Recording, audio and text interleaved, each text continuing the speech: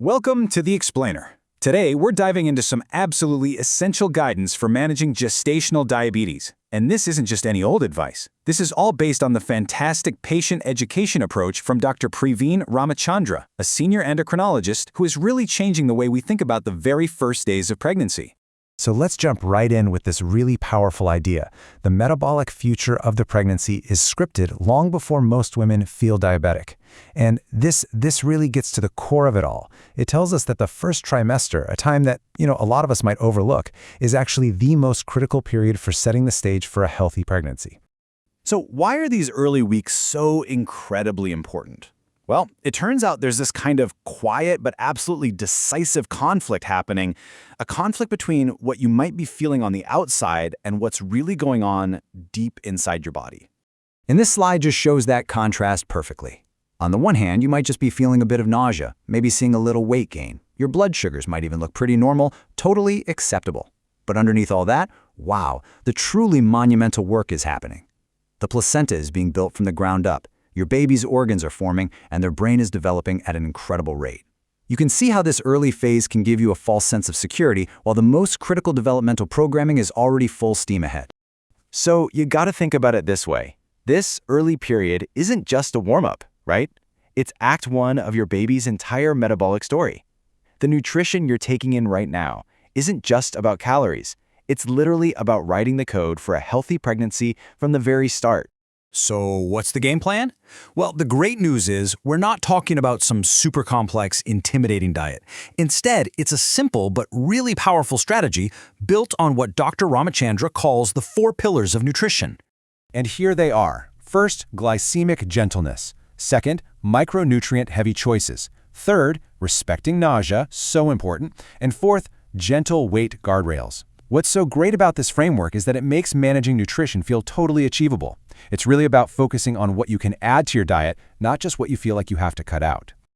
Okay, so that first pillar, glycemic gentleness. What does that mean? The goal is super simple. Avoid those sharp, sudden blood sugar spikes, but without any kind of dangerous calorie restriction. And get this, you're not cutting out carbs. In fact, you should be aiming for about 175 grams a day, minimum. The secret is all in how you eat them.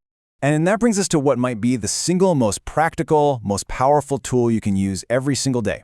It's a brilliant little concept that Dr. Ramachandra calls the no naked carb rule. So what in the world is a naked carb? Well, think of it like this. Plain crackers, a piece of fruit eaten all by itself, or a slice of dry toast. It's basically any starchy or sugary food you eat alone.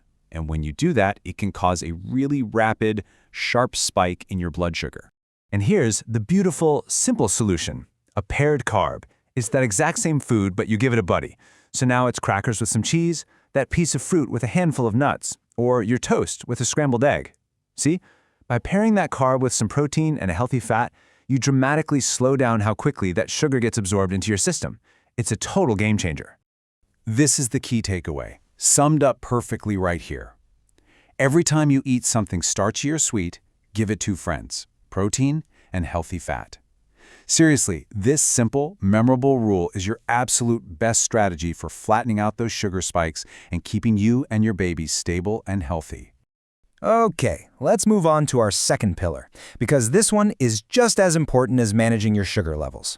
This is all about actively choosing foods that are jam-packed with those crucial brain-building nutrients. In the first trimester, these guys are front-page news, not a footnote. Folate is absolutely non-negotiable for closing the neural tube. B12 is critical for neurodevelopment, and you have to be especially mindful of it in vegetarian diets. Then there's choline, often called the forgotten vitamin, which is so important for brain development, and you find it in foods like eggs and soy.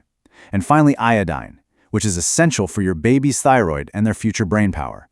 Just think of these as the absolute essential ingredients for building your baby's brain. Okay, so this all sounds great in theory, right? But let's get real. How do you actually apply all of this when you're feeling nauseous and just sick? Because this is so important. The best diet in the world is always the one you can actually follow. So let's get practical. First off, think micro meals. Just small portions every 2 to 3 hours. It's so much more manageable than trying to stomach 3 big meals. Second, always remember that no naked carb rule. even for bland things like crackers. Just pair them with a tiny bit of protein or fat, like a spoonful of yogurt or even just a few nuts. And finally, you can try things like ginger, lemon, or eating cooler foods to help make those protein sources a bit easier to get down. The goal here is just consistency, you know? It's about keeping your glucose level stable, not about being perfect.